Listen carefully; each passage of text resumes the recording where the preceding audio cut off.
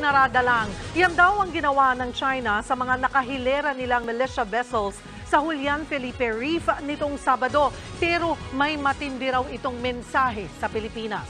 Nasa frontline ng balitang yan, si Brian Castillo.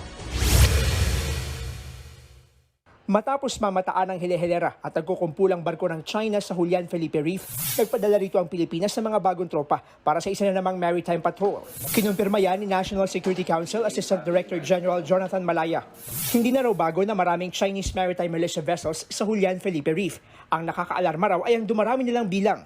Nasa 135 Chinese militia vessels ang namataan ng Philippine Coast Guard sa Julian Felipe Reef nitong Sabado. Sabi dyan ni Malaya, wala din tao yung mga yan, no? Talagang nakapark. Pinark lang nila yan dyan. There may be a skeletal crew. pero may pinapahiwatig daw dito ang China, kaya hindi pa ito matatanggap ng Pilipinas. It's just there, just, to show to the world na etong lugar na yan ay sa amin.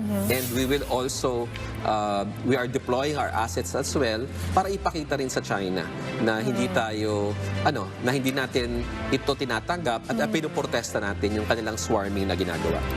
Anchored at Julian Felipe Reef. Sa videong ito, 7 na beses pang niradyohan ng ating Coast Guard ang mga nakahilerang barko ng China. Pero walang tugon, ni isang salita ang mga ito. You are sailing within Philippine Exclusive Economic Zone and Kalayaan Island Group. Your refusal to respond will be reported and will be dealt with accordingly. Naglalakihan na tila bago pa ang magkakatabing Chinese militia vessels sa Julian Felipe Reef. Nasa hilagang silangan lang ito ng Ayungin Shoal, kung saan makailang beses na lumalahok ang Chinese vessels sa pagbuntot at pagharang sa resupply mission ng AFP Western Command. 12 Chinese militia vessels naman ang namataan sa bahagi ng Escoda Shoal, na sa hindi kalayuan ay tila may nagmamatiyag na Chinese warship ng PLA Navy. Halos ganyan din ang sitwasyon sa Pag-asa Island, kung saan nakita mismo ni National Security Advisor Secretary Eduardo Anyo ang presensya ng mga barko ng China.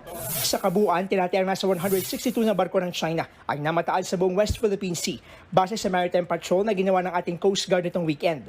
Wala pang pahayag ang China kaugnay sa mga namataang barko sa West Philippine Sea. Sa ngayon, palaging tinatauhan ng ating Navy, Marines at Coast Guard ang ating mga isla para patuloy na mabantayan.